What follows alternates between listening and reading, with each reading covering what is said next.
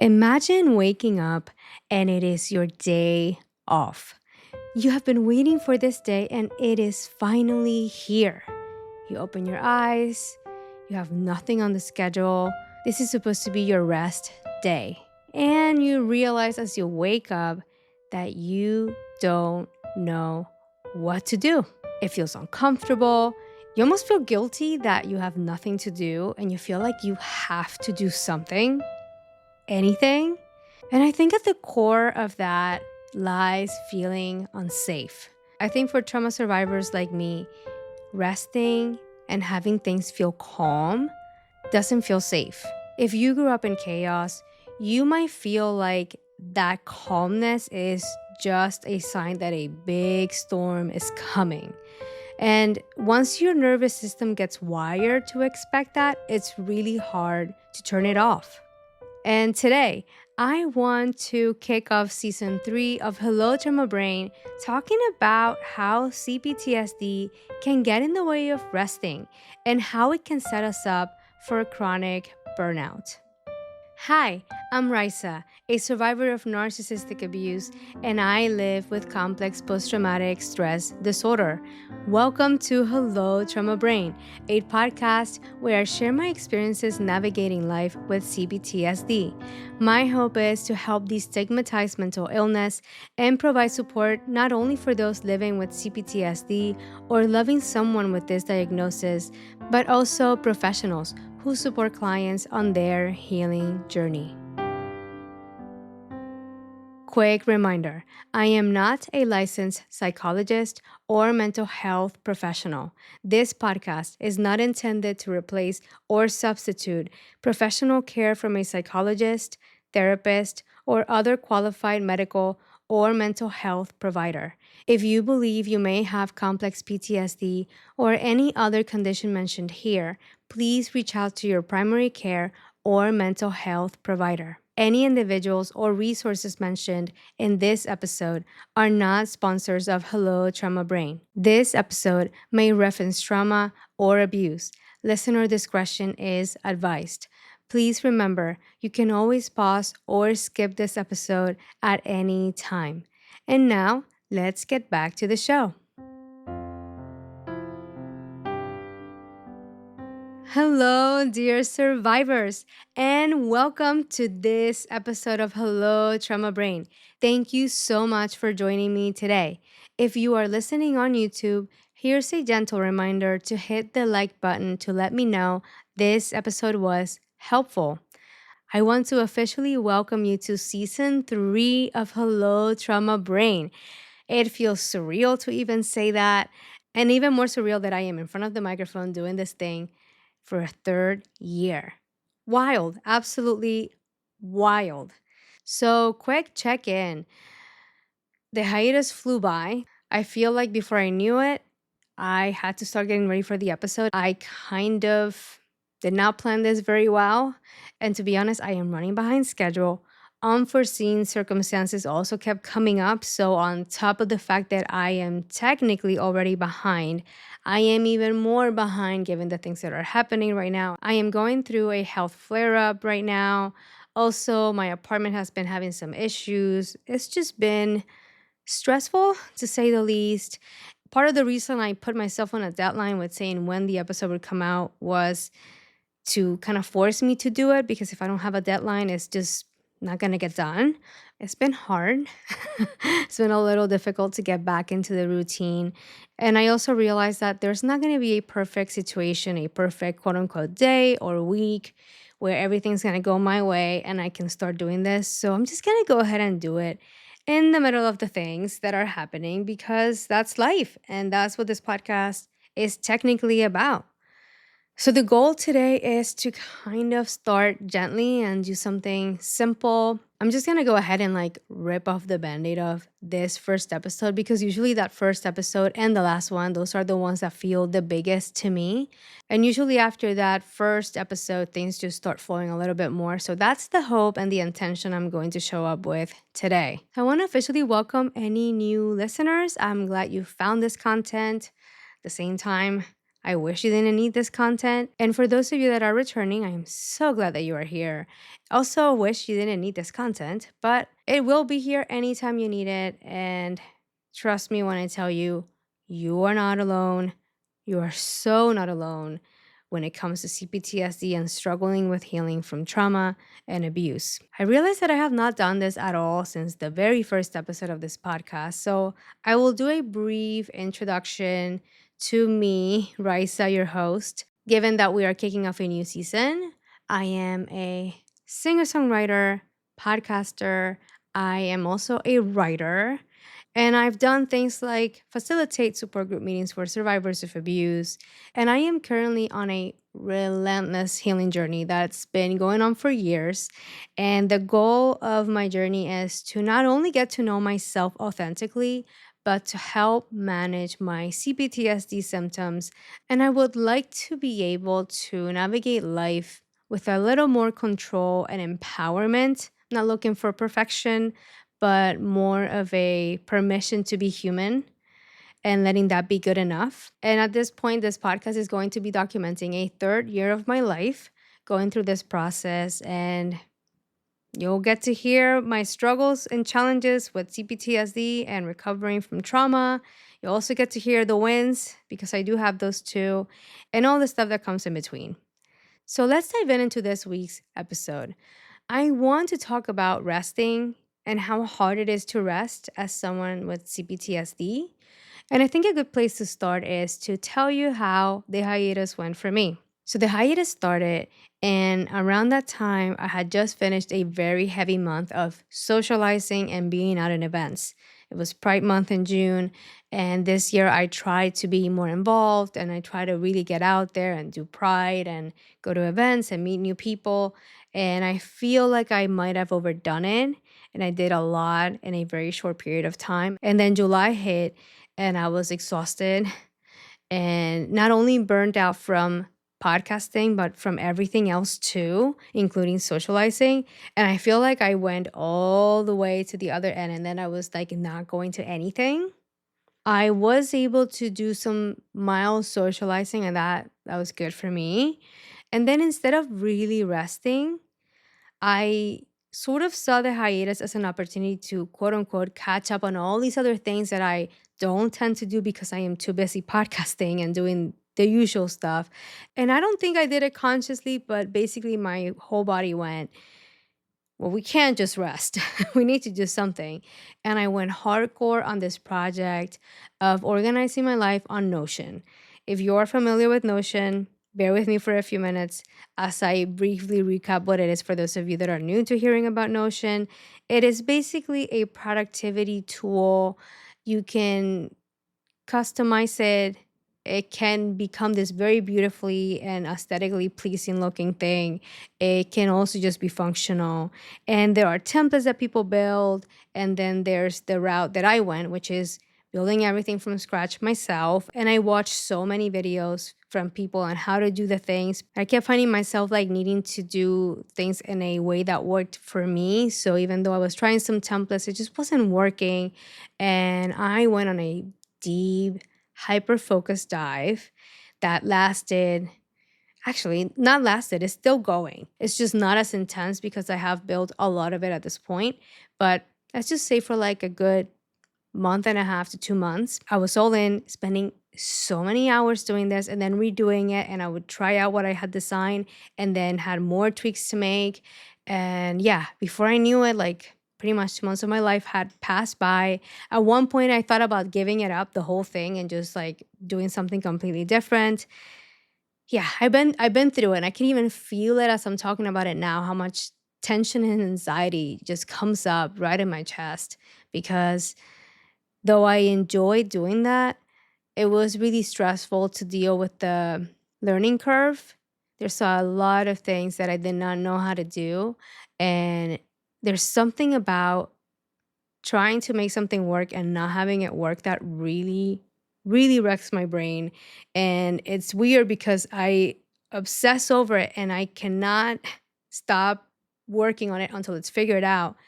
And yet it's also so frustrating. And that frustration is overwhelming. I won't say that I regret it because I am glad I am where I am now. And I feel like now I'm starting to see the fruit of my labor and some things are really starting to fall into place.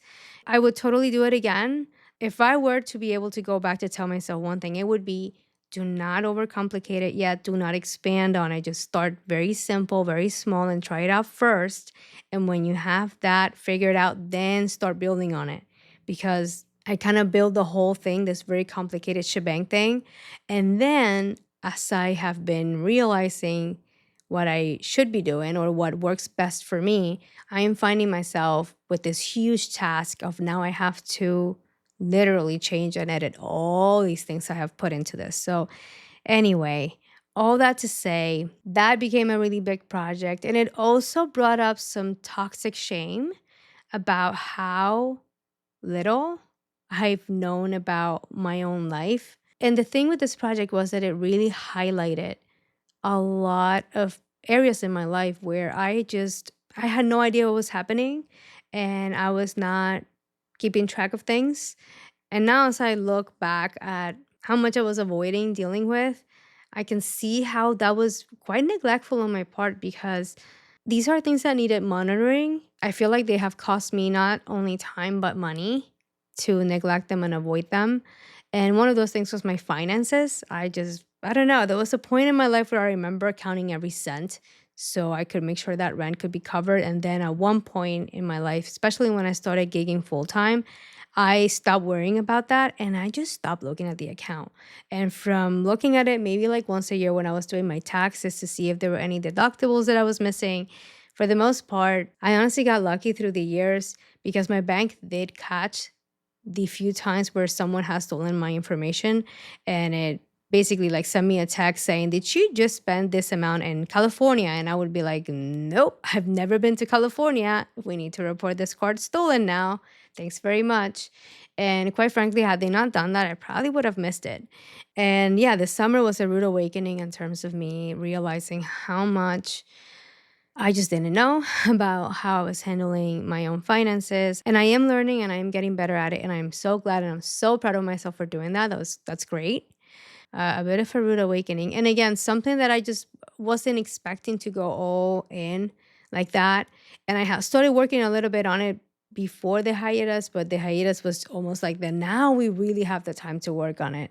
Yeah, as I sit here today, coming back from the hiatus, I can tell you this. It doesn't feel like I rested very much. And I guess the good thing that came out of it is that now I have an episode idea.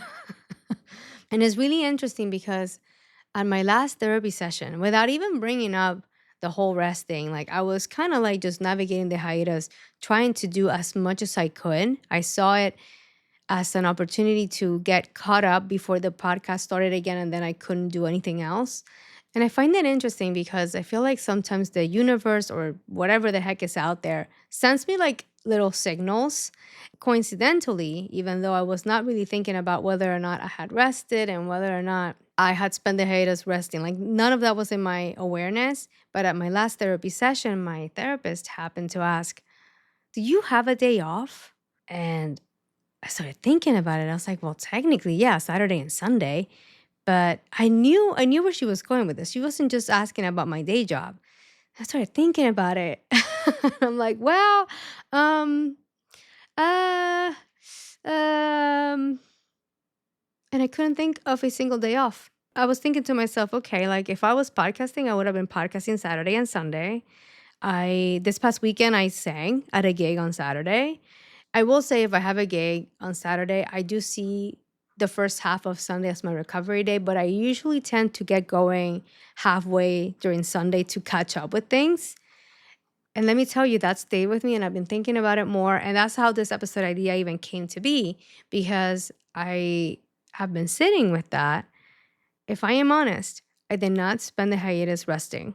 I spent it trying to do as much as I could or shaming myself for not getting as much as I would like done. And I thought about coming here and sharing this and reflecting a little bit on what's the underlining thing, what's underneath this constant need to be doing and not being a human being.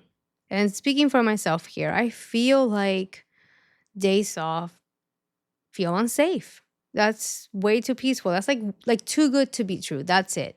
It feels too good to be true to have a day for myself, to not do anything. And I feel very guilty doing nothing when I know I have so much that I need to get done. Like when the apartment is not spotless clean, when I have not figured out 100% how to manage my finances, when I still need to work on projects that are halfway through, it just feels very frivolous, very inappropriate for me to be taking time off. And I've been trying to work with my inner kiddo on like, we don't need to earn the day off. The day off is it's just for us. Like we deserve to have a day off and we don't have to earn it. But as nice as that sounds, my nervous system wasn't really on board with that. And I was still feeling the anxiety ramping up if I would be resting too much or laying on the yoga mat too much or if I had slept in too much. And I have to say, the order of events is quite interesting on this. So basically, this started with me going on ChatGPT to ask how to reduce the overwhelm of all these tasks that I have on Notion because there are too many and I struggle with prioritizing things. And here's the thing, I actually love designing in Notion so much to the point where, like, if I could make it a living, I would. It's fun for me, I enjoy working on it. But I was able to identify that the part where I was struggling the most was that once all my tasks were in this beautiful system I made, now I have all these tasks and it counts them. And I had so many tasks that I was trying to get done. And it was so much that it would paralyze me and then I wouldn't know where to start.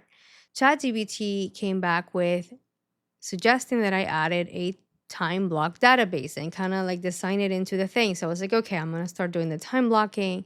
And I was designing the time blocking and I was still struggling. And a few days in, trying to make this thing work, I thought, oh, wait a second, I haven't put any breaks in there, no rest in there. So let's put like 10 minutes here and 10 minutes there. And there I am in therapy. I didn't disclose to her that I was working on this directly, and I had not mentioned to her that I was struggling to put rest into my schedule. But either I said something that she could pick up on, or somehow she just felt like saying it. And I'm so glad she did because having her ask that question about rest was what really started putting things together for me. So, like, I knew I had the piece, but I didn't quite see how it was still problematic until I started reflecting on it deeply. And then I landed at, oh my gosh, I don't have a day off ever. I don't have days off. I might have like 2 hours off or 3 hours off during the week. But if I am honest, I work 7 days a week. And if we want to see singing and the podcast as technically jobs, especially singing, because I actually get paid to do those, I basically have 3 jobs and I work 7 days a week and I barely take any breaks and I live on my own. So all the things around the apartment fall on me. That's a lot. It's overwhelming. Why is rest so hard for people like me? If I think back, I was not modeled how to rest. The modeling I saw around me was work weekends, work nights, work long hours, 12 to 16 hours, no vacations for years. And that was worn as a badge of pride and honor that you had not taken a vacation in 5, 8 years. And that was the modeling I saw. So you take that and then you add to it the fact that when I saw these people take a break, maybe we took a day off, maybe actually took a Sunday off or half a Sunday, right? And we actually tried to do the Sunday restful thing of taking a trip somewhere. Something 9 times out of 10 would happen and shit would hit the fan and the trip would turn into this horrendous thing. And now the little rest that we all got is fucked. If you want to see my singing as a job, I started working when I was 8 years old, when I started gigging and being in competitions and getting thrown at talent shows where there were actually prizes. And yes, I won prizes and money, and it didn't feel like a job at the time. I don't think little me realized it, but looking back, it was a job. And the thing with that type of work is during your time off, you're going to rehearsals or you're practicing at home. And it's just like, Really hard to turn it off. If I look at my academic history, I was an overachiever to the nth degree. I did 2 majors and a minor in college. Ever since I figured out that I could get into bands as an adult and sing and get money that way, I've been doing 2 jobs, my day job plus the singing. It's been nonstop. When things would slow down, I would find something to do. I would either volunteer.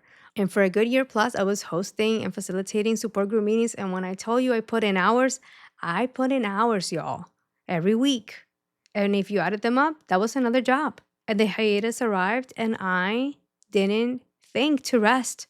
It's not that I don't want to rest. It is not that I'm consciously going, oh, I don't want to rest, and I'm not going to rest, and I'm not going to plan to rest. I just don't plan it because it's not in my awareness as something that I should be prioritizing. And if I sit with that, I don't even know what to say. I personally feel like my inner kiddo hates resting. She feels like that's dangerous. And oh, okay. Yeah. Something came to me. That's I forget. I always forget. And then I remember when I come back here. This podcast, like as I'm talking, things just keep coming to me. And actually, if I am honest, not only did I not see rest being modeled, but I saw it being shamed. If I slept in, I was shamed and criticized and called lazy. And I witnessed my abusers criticizing people who would take vacations. They would talk about those people horrifically with such contempt. And I think they were jealous deep down, but I don't think they were in touch with that. So instead, they would just hate on them. And they would talk about these people like they were the worst employees because they would actually take their fucking vacation that they had earned. And if they asked for things, for extra things, forget it. They would be criticizing them to the hell and back about how they would never do something like that. And I don't know how those people felt entitled to even ask. And here's the thing, the things that these other people were asking for, they were actually reasonable things that, quite frankly, employers should just give to their employees without them having to ask for it. But good for them for asking for those things. Yeah, it was shamed. So, of course, I don't want to rest. Of course.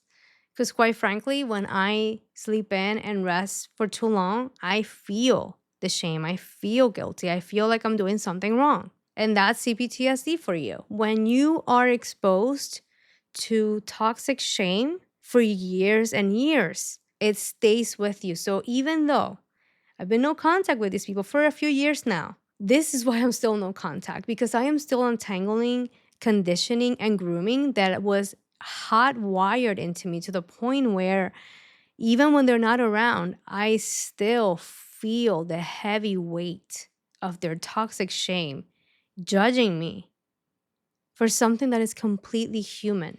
Ugh, it's so annoying. It's so annoying, and a part of me feels a little sad that I am realizing this now, literally just as I am about to jump back into the podcast. But here's the thing. I had decided last season, towards the end of it, that I was going to change the schedule to bi-weekly, and I'm going to stick to that. I know it's going to be a different thing, and I know there are people out there who would absolutely advise me against it because I should stick to a schedule and to the thing that I committed to, and changing it is going to mess things up for people. But I'm just going to take the risk anyway and do it because this is what's best for me.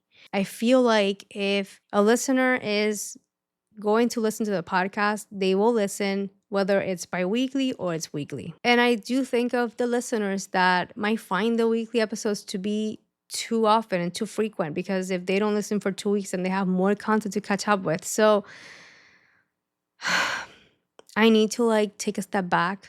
And even though I want to cater to everybody and all the needs out there, I need to practice. And this is the new thing, right? Practicing, asking myself, what is best for me? And I will reference something I said towards the end of last season. I heard this on a podcast called Being Well, hosted by Forrest Hansen, and his partner, Elizabeth Ferreira, was on one of the episodes. They've done a few together, but there's one episode in particular where Elizabeth goes, just because I can doesn't mean I should. And I need to keep going back to that. Can I continue to do a weekly podcast? Sure, I could, but that doesn't mean I should. I feel like untangling the chronic burnout I've been under for many, many years. And I mean, I want to say I've been burned out since I was a kid. It's going to take a long time.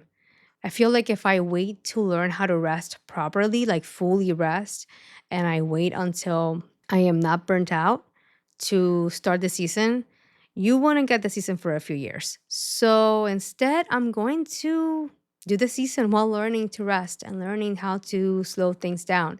And part of that is going to be trying the biweekly schedule and seeing how that goes. And this is going to be something for another episode, but another thing that I've realized during the hiatus is how much harder I've been doing things. I have been doing things the hard way all the way, and I'm tired. I'm tired. I'm exhausted of doing that. And I want to reclaim my right to use tools, to get help, to make things easier for me, and give myself as many accommodations as I need because I need so many accommodations, y'all. I have realized some big things about myself during the hiatus too. And that was another thing that I did.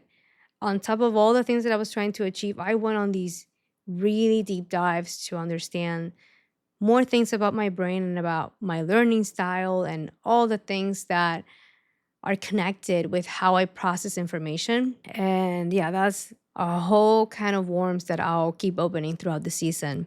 But coming back to resting, something that I found helpful was something that my therapist said at our last session, which was rest is something that can leave you more energized and more focused to get the things that you want done. And that's such an important piece for me because one of the things that I can see my brain using as an excuse for why we should be working hard and we should not stop until everything is quote unquote under control is if we take a day off, Raysa, we're going to fall so behind. There's never going to be any catching up to do. Like, you won't be able to do it.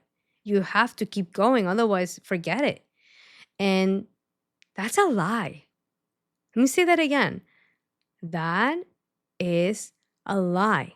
What if resting is exactly what you need to be more focused and to get the things that you need done? I have so many issues focusing on things and I stop a bajillion times. And I have at this point this like compulsive thing where I'll just open Instagram for like 2 seconds. I don't even have to scroll very far. I just like need to like see something else different from whatever the heck I'm working on. If you add up all that, scary. I don't even want to know how much time I've been losing just doing that.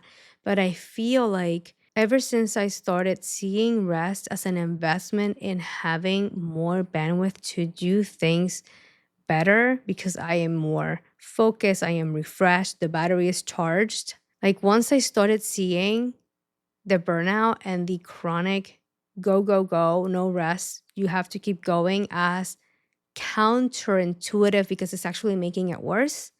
Ever since I started seeing it that way recently, like super recently, I began to notice that I don't feel as guilty resting anymore because now resting means something different. It's not this frivolous thing that's shameful or that means that you are weak or whatever the heck my abusers would say about other people. Like resting is actually not only my right, but something that I need so I can have the cup full so I can keep doing the things that I love. And here's the thing, I am still in the baby stages of recovering my relationship with rest and reclaiming it.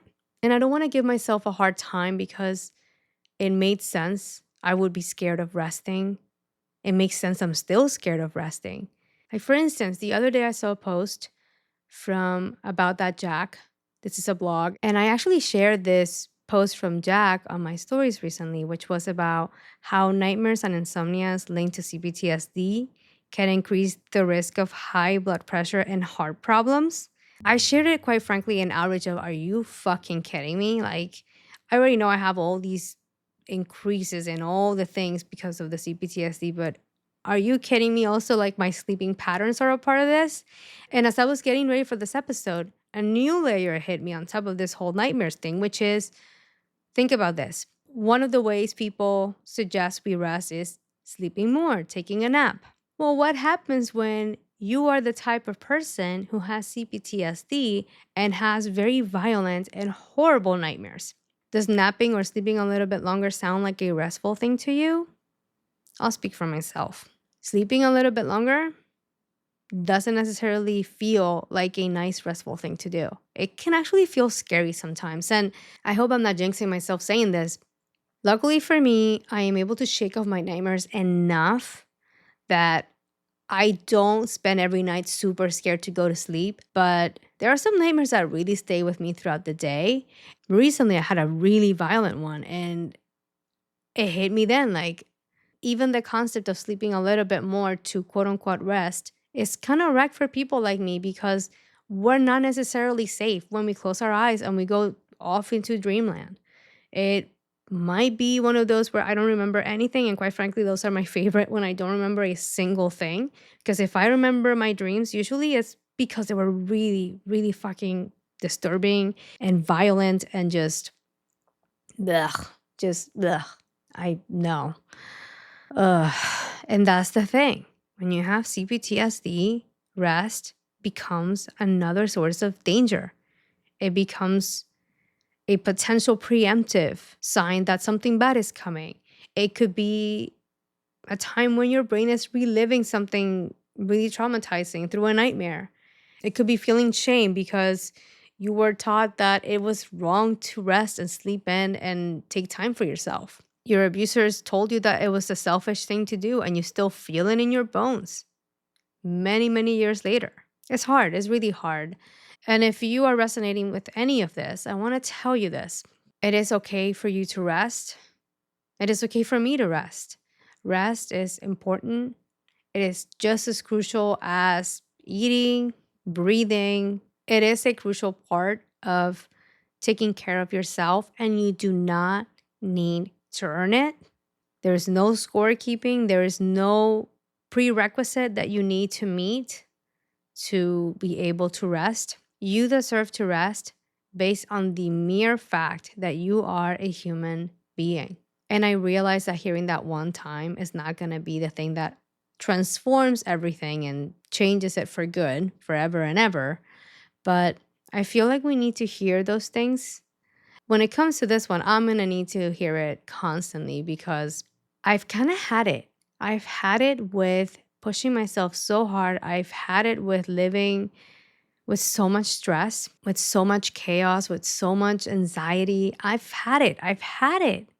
I honestly had it with the nightmares. I would love for them to go the fuck away. I realize that it's going to be a process and I'm going to have to take it slow.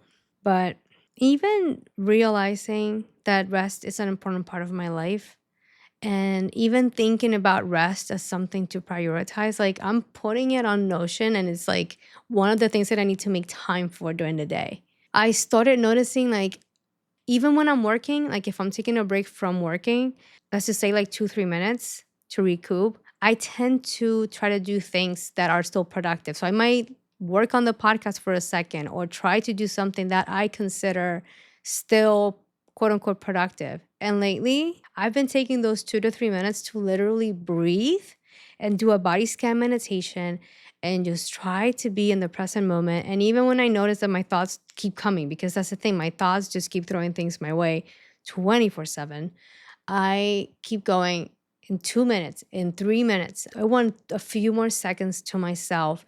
And even doing that, I feel like something has been shifting in me. So, yeah, those are my thoughts on how CPTSD can really wreck resting and feeling safe resting, and how it can lead to chronic burnout. Because when you are constantly going and you're not allowing yourself to rest because you feel like you can't, you will inevitably become burnt out. And as someone who has been burnt out for decades, I can tell you it does not feel good.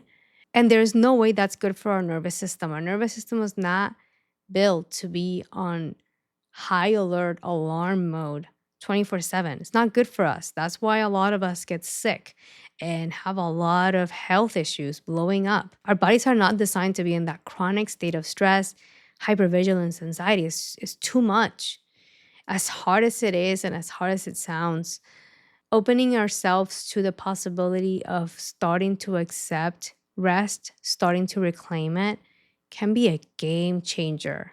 My hope is that I will be able to reclaim my relationship with rest, and that doing that will allow me to show up in a better way, not only for myself, but also in how I show up in the world and in everything that I do. So, yeah, I will share my intention for this season. This season, I want to focus a little bit more on the healing tools, the things that are helpful when managing my C-PTSD symptoms.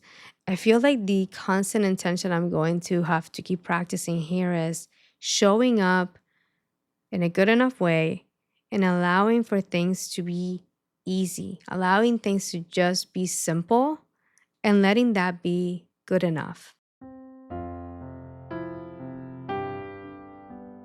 In this week's healing invitation, I want to offer you a few things to reflect about as you navigate this week.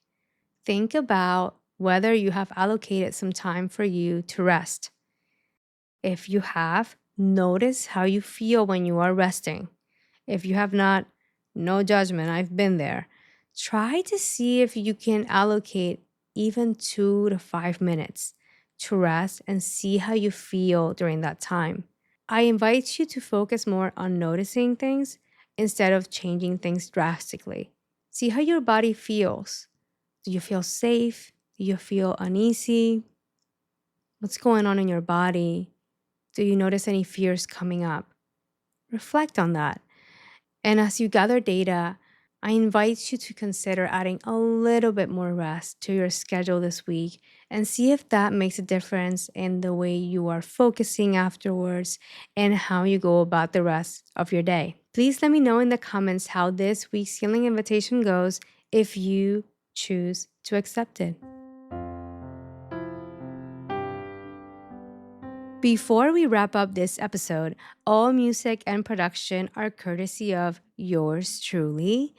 I love to share a few ways you can support this podcast. Subscribe and leave a 5-star review on Apple Podcasts, Spotify, Amazon Music, or whatever you're listening. Share this episode with anyone you think might find it helpful. Follow the podcast on Instagram at hellotraumabrain. Subscribe to the Hello Trauma Brain YouTube channel and hit the notification bell to be the first to know when new episodes go live. And if you like, you can also make a donation via PayPal. Thank you in advance for your support. Even a little goes a long way in helping this podcast reach more survivors who could benefit from finding this content. No worries. Links to everything will be in the show notes. Thank you for joining me today. I hope you found this episode helpful.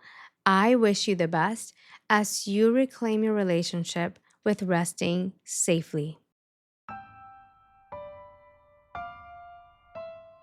It is time for our farewell affirmations. I invite you to repeat after me. I welcome the belief that I am enough.